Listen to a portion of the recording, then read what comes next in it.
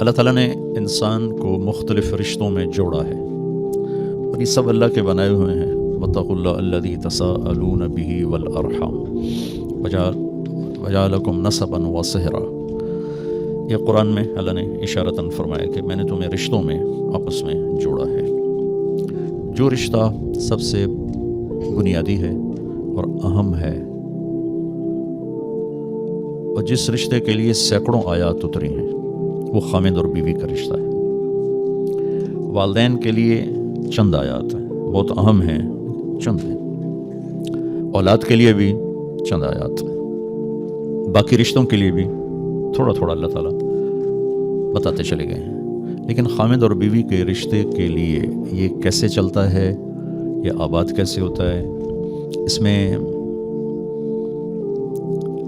کوئی کھٹ پٹ ہو جائے تو جوڑ کیسے پیدا ہوتا ہے، کھٹ پٹ سے بچنے کا طریقہ کیا ہے، اس پر سینکڑوں آیات اللہ نے اتاری ہیں. سینکڑوں، ایک نہیں سینکڑوں آیات. پوری صورت ہے.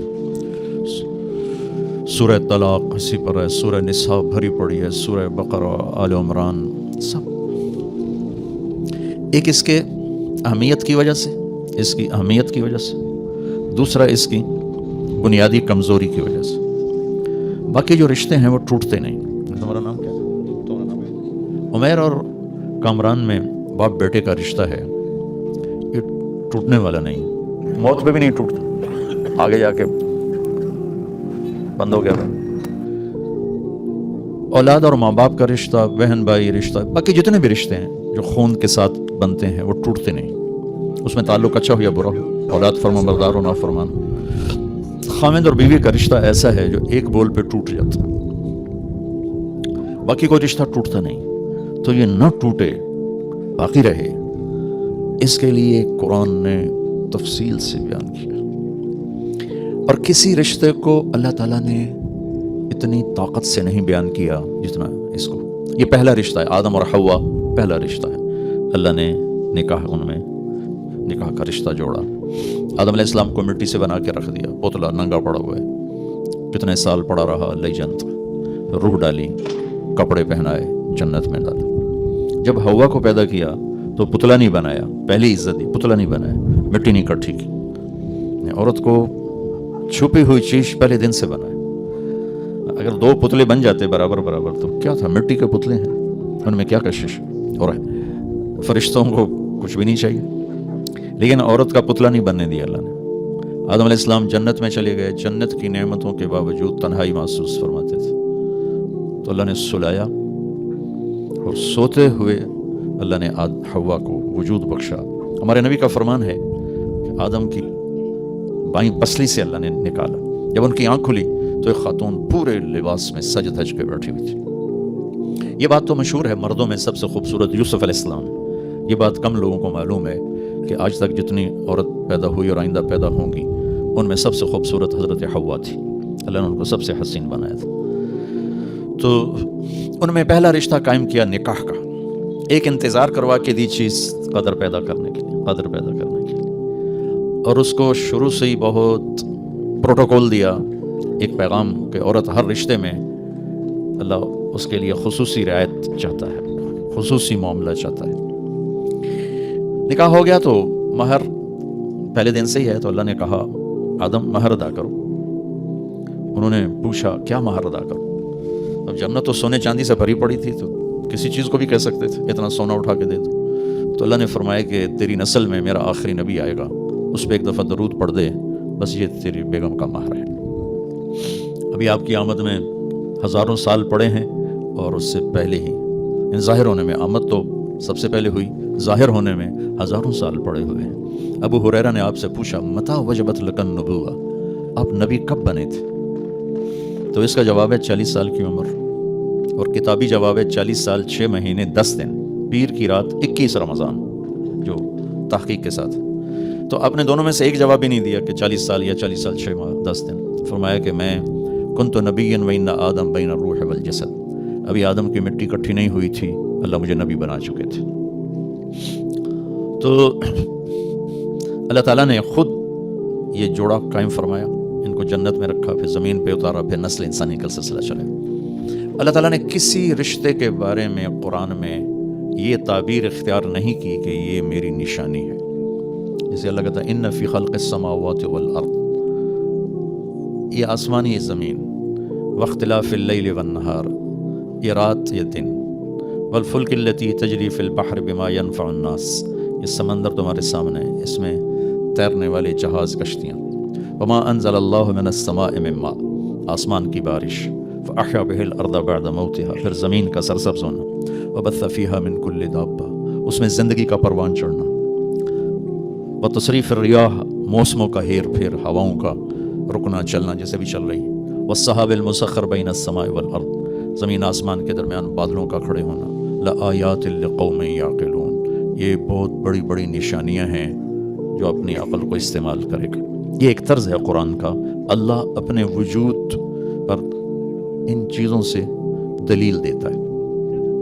تو ایک جگہ اللہ نے عجب طریقے سے نا دلیل دیے اپنے، من آیات ہی، تیرے رب کی بڑی نشانی ہے، ان خلقکم من تراب، تمہیں مٹی سے پیدا کی، فاذا انتم بشر تنتشرون، تم بیٹھے ہوئے ایک دوسرے کو دیکھ رہے ہو، بنے مٹی سے ہو. ایک آیت چھوڑتا ہوں، اگلی پڑھتا ہوں، من آیاتہ خلق السماوات والارض، میری بہت بڑی نشانی ہے زمین آسمان، واختلاف السنتکم والوانکم، میری بہت بڑی نشانی ہے تمہارے رنگ روپ زبانوں کا الگ ہونا. پھر من آیاتہ منامکم باللیل والنہار، میری بہت بڑی نشانی ہے تمہیں سلا دیتا ہوں، اٹھا دیتا ہوں، دن میں بھی سلاتا ہوں، رات کو بھی سلاتا ہوں، اٹھا دیتا ہوں، وابتغاؤکم من فضلہ، اور تمہارے لیے زمین میں رزق بکھیر دیا ہے، تم چنتے پھرتے ہو، چگتے ہو، اٹھاتے ہو، یہ تیرے رب کی بہت بڑی نشانی ہے. من آیاتہ یریکم البرق خوفا وطمعا، میری بہت بڑی نشانی ہے بادلوں کی گرج، بجلی کی چمک، کڑک، پانی، بارش. من آیاتہ ان تقوم السماء والارض بامرہ، میری بہت بڑی نشانی ہے کہ زمین آسمان قائم ہے، قائم ہے. یہ کتنی بڑی رب تیرے رب کی نشانی. اب اس میں نے ایک آیت چھوڑ دی تھی، ان آیات کے ترجمے کو سن کر آپ کا میرا ذہن یہ ساتھ ساتھ چل رہا ہوتا ہے، ہاں واقعی بہت بڑی نشانی، بہت بڑی نشانی، یہ سمندر بڑی نشانی، آسمان بڑی نشانی، زمین. اب ایک آیت میں پڑھنے لگا ہوں جس کی طرف بہت کم ذہن گیا ہوگا کہ اللہ کہہ رہا ہے یہ بھی تیرے رب کی بہت بڑی نشانی. من آیاتہ ان خلق لکم من انفسکم ازواجا لتسکنوا الیہا وجعل بینکم مودۃ ورحمہ ان فی ذلک لآیات لقوم یتفکرون. سب سے طاقتور لفظ استعمال کی، میری بہت بڑی نشانی ہے کہ میں نے تمہیں خامند اور بیوی کے رشتے میں جوڑ دیا. اس کو اپنی نشانی قرار دے رہا ہے کہ میں نے تمہیں خامند اور بیوی کے رشتے میں باندھ دیا، جمع کر دیا، جوڑ دیا، اس میں سکون رکھا، اس میں محبت رکھی، اس میں ہمدردی رکھی. اس میں جو غور و فکر کرے گا تو وہ سمجھے گا کہ یہ رب کی بہت بڑی نشانی ہے. اور ہمارے صرف بر صغیر کی بات نہیں، پوری دنیا اللہ نے پھرائی ہے. پوری دنیا میں یہ رشتہ بری طرح مسلا گیا ہے، بری طرح.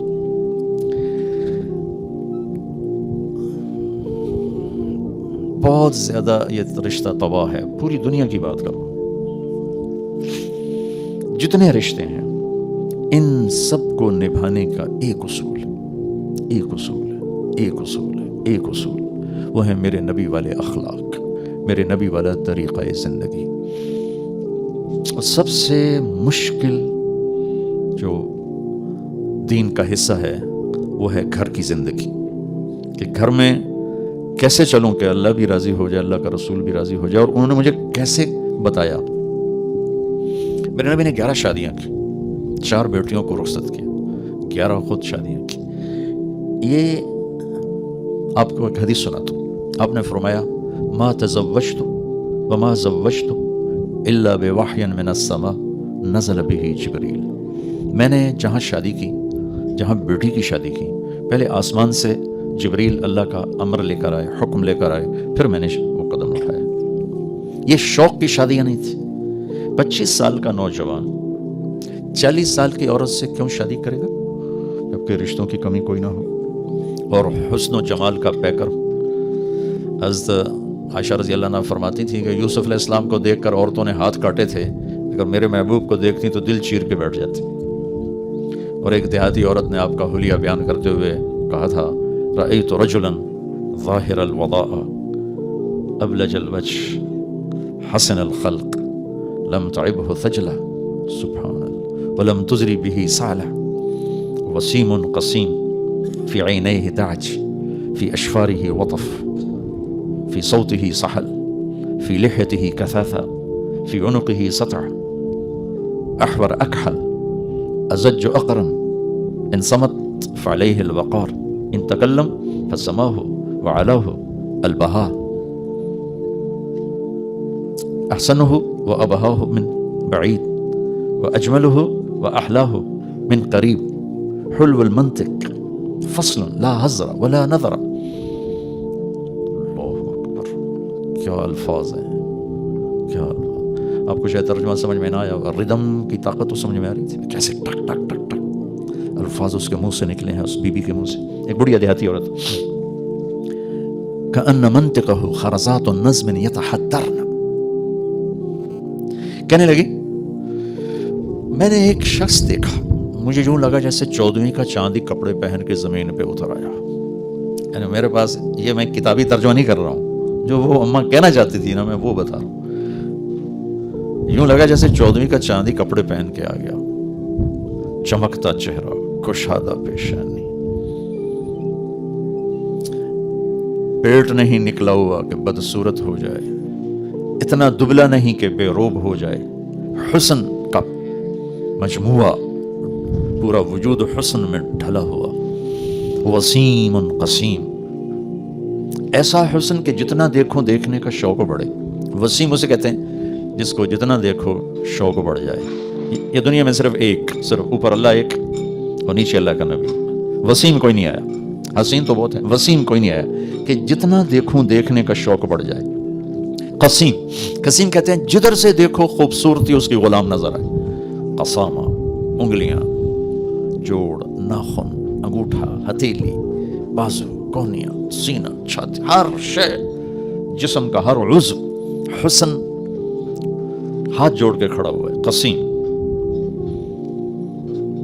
فی عینیہ تاج، آنکھ موٹی خوبصورت. میری نبی کی آنکھوں کے بارے میں الفاظ اداج، اشکل، احور، اکحل، اہدب، انجل، ابرج، 7 الفاظ ہیں. وہ 7 الفاظ کا ایک خلاصہ ہے کہ ایسی آنکھ کائنات میں اللہ نے کسی کی نہیں بنائی، ایسی خوبصورت آنکھ اللہ نے کسی کی نہیں بنائی. سبحان اللہ. حسین آنکھ، پلکیں لمبی دراز، آواز میں کشش، آواز میں ایک نغمہ، آواز میں ایک گرفت کہ دل کو پکڑ لے آدمی کی. داڑھی بڑی خوبصورت گھنی، گردن سراہی دار، خاموش ہیں تو وقار کا پیکر ہے، بولتے ہیں تو نور ہی نور بکھیر دیتے ہیں اور نور چھا جاتا ہے، اور زبان سے نکلنے والے جملے ایسے ہیں جیسے موتی پروئے ہوئے نکل رہے ہوں، اور ہمیں اتنی خوبصورت ہیں جیسے آنکھوں کے اوپر کسی نے کمان رکھ دی ہو یوں کر کے. حسین، چمکتی، سرمگی آنکھ ہے. یہ اگلا کافی سارا میں نے چھوڑ دیا ہے، تھوڑا سا میں نے آپ کو بتا دیا ہے. اس حسین نوجوان کو 40 سال کی عورت سے شادی کی کیا ضرورت ہے؟ ایک منگنی ٹوٹی ورقہ بن نوفل کے ساتھ، ابو حالہ سے نکاح ہوا، ایک بیٹا ایک بیٹی، ہند اور حالہ، انتقال ہو گیا، بیوہ ہو گئی. دوسری شادی ابن عابد کے ساتھ، ایک بیٹا ہوا، خامد کا انتقال ہو گیا. 40 برس عمر گزر گئی، جوانی 40 برس میں ڈھل جاتی ہے. آپ نے ان کے ساتھ شادی فرمائی اور زندگی کے 25 برس ساتھ گزار دی. جب آپ کی عمر 50 سال ہوئی اور حضرت خدیجہ 65 سال تو ان کا انتقال ہوا، تو اس کے بعد 50 سے 63 13 برس میں آپ نے 10 شادیاں کی.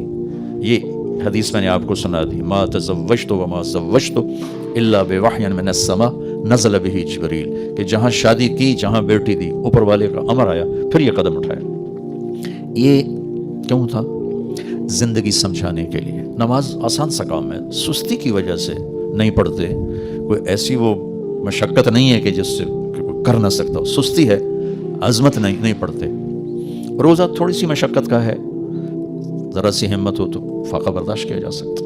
زکوٰۃ اور حج مالدار کا فریضہ ہے، غریب کا نہیں ہے، اور ہو بھی صحیح تو زکوٰۃ دینا کا جیب سے نکال کے دیا، زکوٰۃ ختم ہو گئی. 5 دن حج کے ہیں بس، اس کے بعد حج ختم ہو گیا، ساری زندگی کوئی مطالبہ کوئی نہیں. مشکل ترین جو مرحلہ ہے وہ گھر کی زندگی ہے، اور خاص طور پر بیوی کے ساتھ سلوک یا بیوی کا خامند کے ساتھ سلوک، یہ مشکل ترین زندگی ہے. اس کو سمجھانے کے لیے فزیکلی عملی طور پر آپ نے 11 گھر بسائے. 2 آپ کی زندگی میں، حضرت خدیجہ مکہ میں فوت ہو گئی، اور زینب بنت خزیمہ 3 ماہ کے بعد شادی کے ان کا انتقال ہو گیا. باقی 9 گھر تھے آپ کے. اور حسن سلوک کے ساتھ گھر آباد کر کے دکھائے. ہم عمر کے ساتھ شادی کی، بڑی عمر والی کے ساتھ شادی کی، چھوٹی عمر والی کے ساتھ شادی کی، یہ ایک نسبت ہے عورت کی. مال میں برابر اس سے شادی کی، مال میں زیادہ اس سے شادی کی، اپنے سے مال میں کم اس سے شادی کی، یہ دوسری نسبت ہے عورت کی. طلاق یافتہ سے شادی کی، بیوہ سے شادی کی، کماری سے شادی کی، یہ تیسری نسبت ہے عورت کی.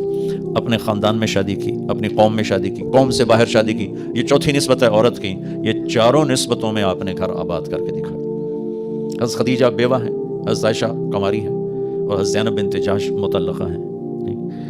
حضرت خدیجہ مال میں زیادہ ہیں، حضرت سودا مال میں برابر ہیں، حضرت جویریہ مال میں کم ہیں، یہ دوسری نسبت ہوگی. عمر میں بڑی حضرت خدیجہ ہیں، عمر میں برابر حضرت سودا ہیں، عمر میں چھوٹی باقی ساری بیگمات ہیں. اپنے خاندان میں ام حبیبہ، خدیجہ، ام سلمہ، حفصہ، یہ ساری اپنے خاندان میں شادی. قریش میں شادی کی. قریش سے باہر شادی کی، جویریہ بنی مستلق سے ہیں، میمونہ وہ ہلالیہ ہیں، بنو ہلال سے ہیں. پھر قوم سے بھی باہر شادی، عرب سے باہر شادی کی. صفیہ یہودی خاندان سے، بنو قریظہ. تو جتنی نسبتیں عورت کی بن سکتی ہیں، ہر نسبت میں شادی کر کے زندگی گزار کے ہمیں طریقہ سکھایا ہے.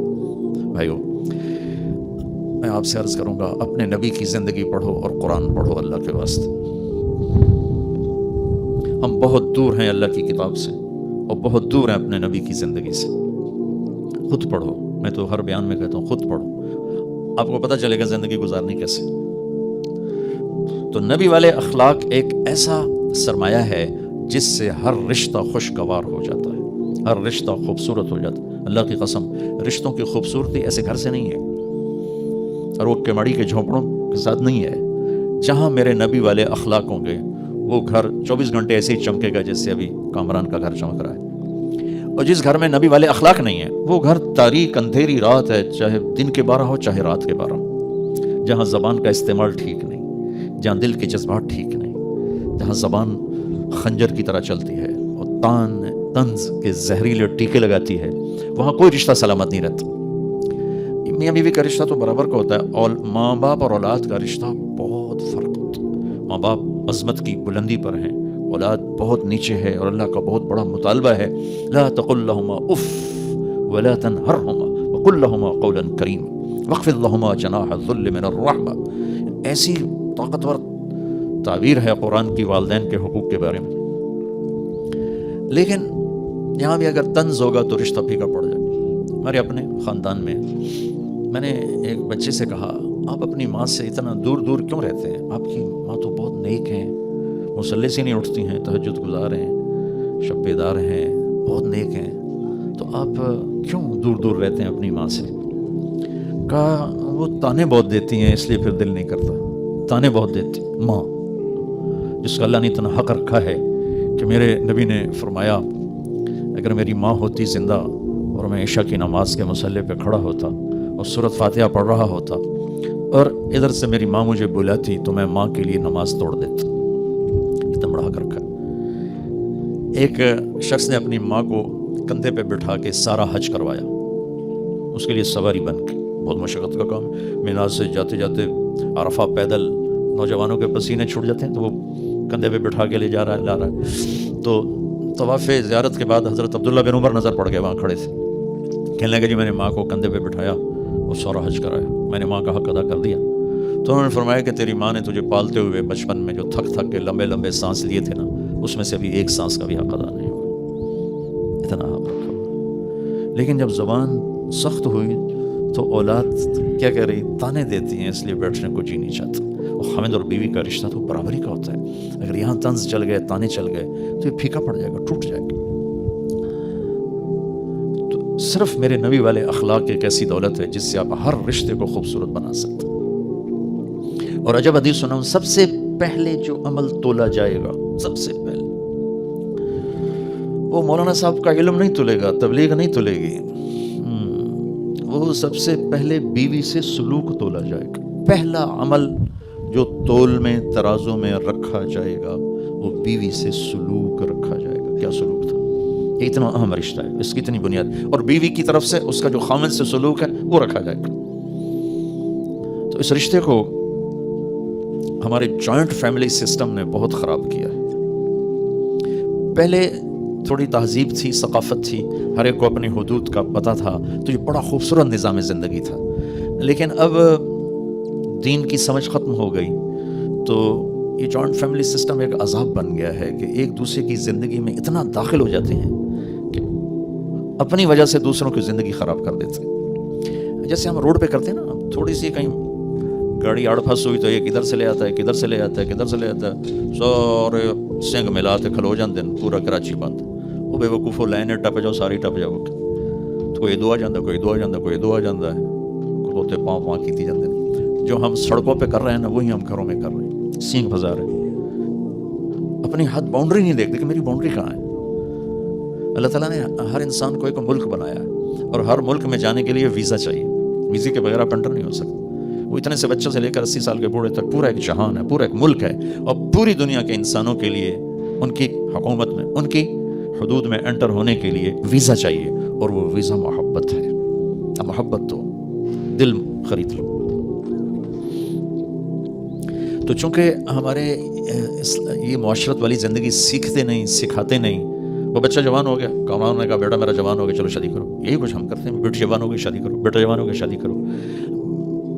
زندگی سمجھانا ہے کہ بیٹا تو کسی کی عزت کو لے کے آ رہا ہے، تجھے کیسے چلنا ہے، کون ماں باپ یہ بتاتا. صرف اتنا دیکھتے ہیں کاروبار سنبھال لیا یا تعلیم مکمل کر لی، یا ہمارے ہاں کے دستور ہیں کیا کرتا ہے. ہر ماحول میں کیا کا مفہوم الگ ہے. پڑھے لکھے طبقوں میں کہتے ہیں کیا جاب ہے، کیا تعلیم ہے. کامران جیسے طبقوں میں کہتے ہیں کیا کاروبار ہے، کتنا کاروبار ہے، گھر کہاں پر ہے. ٹھیک ہے. اور زمینداروں میں کہتے ہیں زمین کتنی ہے، زمین کتنی ہے. بندے دا پتر یہ کھوتے دا یہ چھڈو پر بس یہ دسو زمین کتنی ہے. کاروبار کی ہے، تعلیم کی ہے، اسٹیٹس کی ہے، گریڈ کی ہے، رینک کی ہے.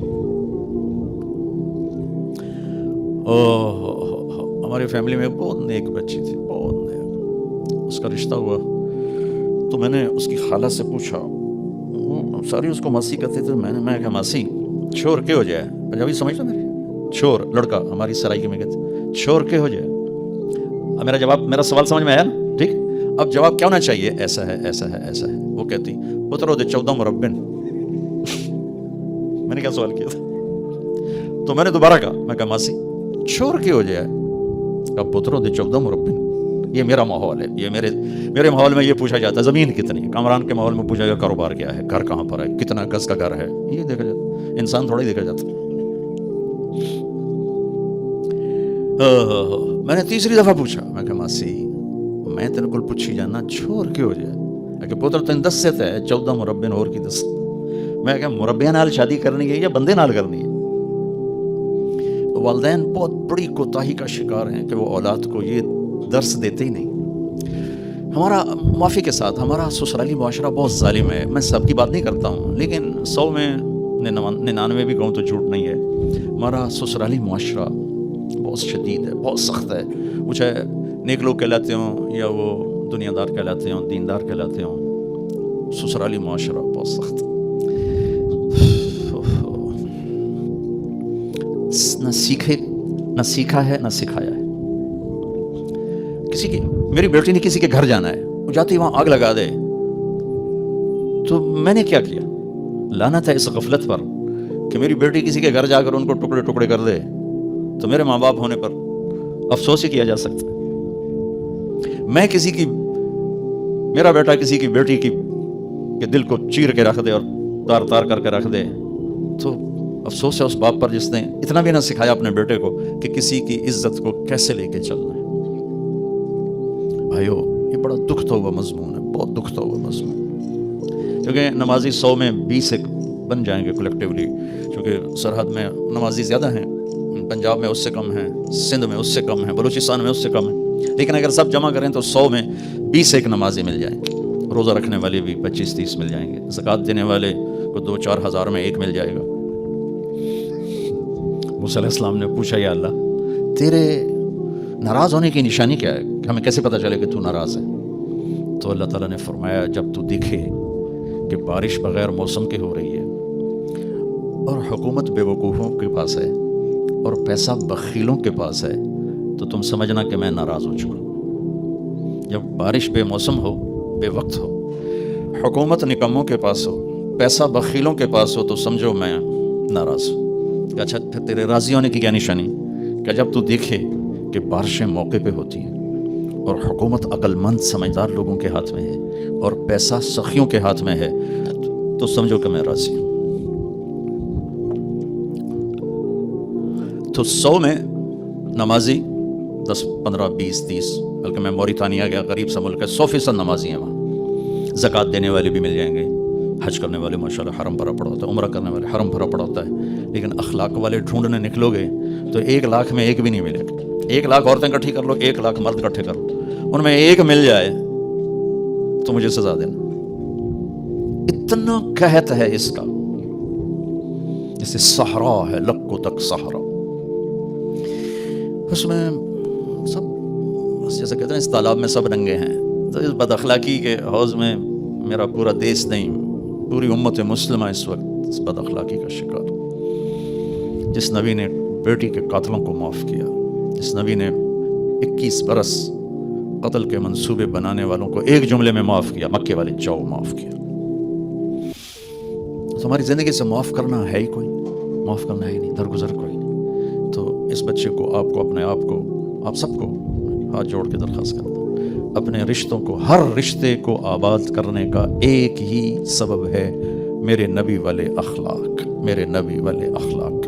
اور اس کو اگر جمع کروں 2 چیزوں میں جمع ہو جائیں گے، ایک زبان کا بول ٹھیک ہو اور ایک دل کا جذبہ ٹھیک ہو. زبان سے کسی کے لیے نفرت کا، غیبت کا، طعنے کا، طنز کا بول نہ ہو، اور دل میں کسی کے لیے بغض اور نفرت اور کھوٹ نہ ہو. 2 حدیثیں سنا کے نکاح پڑھتے.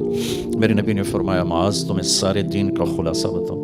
اتنا ہیوی ویٹ لفظ ہے، سارے دین کا خلاصہ بتاؤں. ایک نصیحت فرمائی تھی لمبی چوڑی، اس کو پھر وہ پورا دین ہی آپ نے بتایا تھا. انہوں نے کہا جی بتائیے. تو آپ نے یوں کیا، مجھے دیکھ رہے ہو،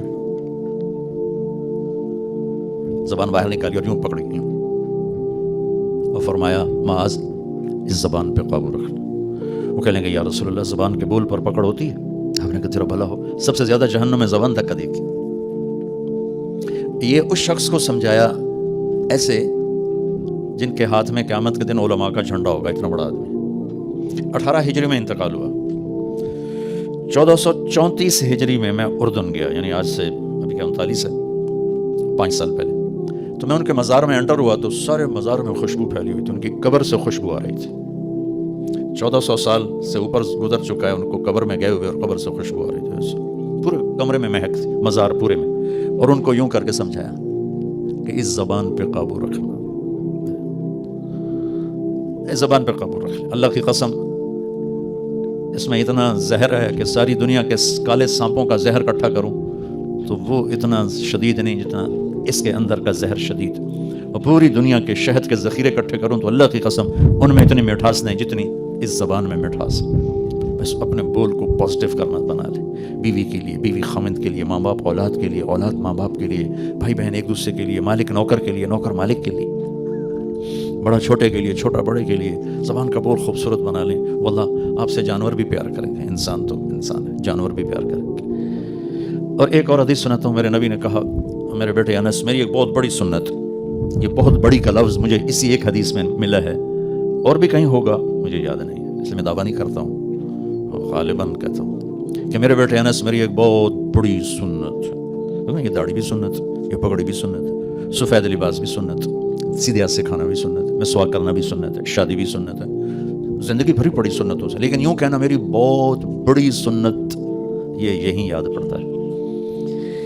پھر فرمایا کہ اگر تو نے اس پہ عمل کیا نا تو جنت میں میرا ساتھی ہو جائے گا. جنت کا مل جانا بھی بہت بڑی بات ہے، لیکن جنت میں اللہ کے نبی کا ساتھ اور پڑوس ملنا یہ جنت سے بھی بڑی بات ہے. تو فرمایا کہ وہ یہ ہے ان استطاعت میں ایک اشارہ ہے کہ مشکل بتا رہا ہوں، آسان نہیں، مشکل بتا رہا ہوں. ان تصبح و تمسی، اس میں اشارہ ہے کہ جو بتانے جا رہا ہوں یہ ساری زندگی کرنا پڑے گا، صرف ایک دفعہ کا نہیں ہے. جیسے ایک دفعہ داڑھی رکھ لی بس، یہ ساری زندگی کرنا پڑے گا، ساری زندگی، اور زور لگا کے کرنا پڑے گا، آسانی سے نہیں ہوگا. کیا ہے یا رسول اللہ؟ ولیس فی قلبک غش لأحد فافعل. اللہ، واہ یا رسول اللہ، رحمت للعالمین ہونے کا کیا ثبوت دے رہے ہیں، واہ یا رسول اللہ. آپ نے فرمایا میرے بیٹے اس دل میں دنیا کے کسی انسان کے بارے میں نفرت نہ پالنا، کھوٹ نہ پالنا، بغض نہ پالنا، حقارت نہ پالنا، اس دل کو پوری دنیا کے انسانوں سے صاف رکھنا. بس یہ میری عظیم الشان سنت ہے، یہ میری عظیم الشان سنت ہے. جو اس پہ عمل کرے گا وہ جنت میں میرا ساتھی ہو جائے. تو جو بھی اپنے گھر کو خوبصورت بنانا چاہتا ہے، اپنی معاشرت کو خوبصورت بنانا چاہتا ہے، تو اس کو سونے چاندی کی ضرورت نہیں ہے، اس کو یہ دو باتوں کی ضرورت ہے. ایک زبان کا بول میٹھا کر لے، ایک دل کا جذبہ پازیٹیو کر لے. ایک صحابی ہیں ابو دجانہ، فرماتے ہیں لوگوں میرے پاس بخشش کا سب سے بڑا عمل یہ ہے کہ میں نے آج تک اپنی زبان سے کسی کو دکھ نہیں پہنچایا اور میرے دل میں کسی انسان کی نفرت نہیں ہے. اللہ بھائیو، یہ وہ نسخہ ہے، میں کر لوں آپ کر لیں، ہمارے گھر آباد ہو جائیں گے، ہماری دنیا بھی بن جائے گی، ہماری آخرت بھی بن جائے گی. نیا گھر بھی آباد ہو جائے گا، پرانے گھر بھی آباد ہو جائیں گے. انسان کو سب سے زیادہ جو چیز جھکاتی ہے، ہم لوگ اگر لوگ میری مان کے چلیں، لوگوں پر میرا روب چلے، تم جھک جاؤ، وہ سب تمہاری مان کے چلیں، تو وہ میرے نبی والے اخلاق، وہ میرے نبی والے اخلاق. اعوذ باللہ من الشیطان الرجیم، بسم اللہ الرحمن الرحیم. الرحمن علم القرآن خلق الإنسان علمه البيان. الشمس والقمر بحسبان والنجم والشجر يسجدان. والسماء رفعها ووضع الميزان ألا تطغوا في الميزان وأقيموا الوزن بالقسط ولا تخسروا الميزان. والأرض وضعها للأنام فيها فاكهة والنخل ذات الأكمام والحب ذو العصف والريحان. فبأي آلاء ربكما تكذبان؟ خلق الإنسان من صلصال كالفخار وخلق الجان من مارج من نار. فبأي آلاء ربكما تكذبان؟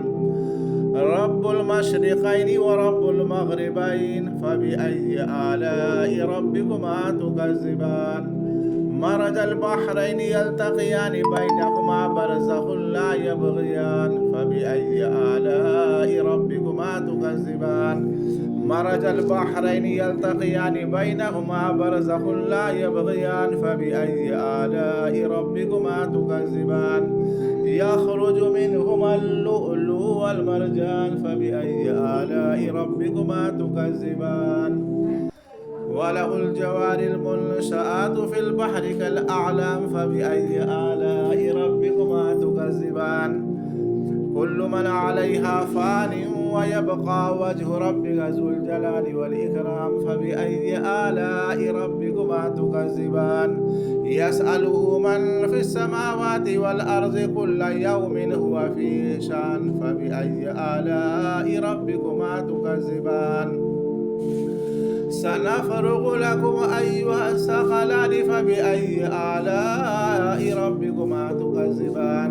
يا معشر الجن والإنس إن استطعتم أن تنفذوا من أقطار السماوات والأرض فانفذوا لا تنفذون إلا بسلطان.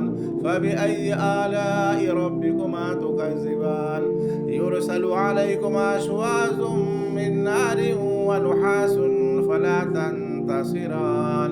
فبأي آلاء ربكما تكذبان؟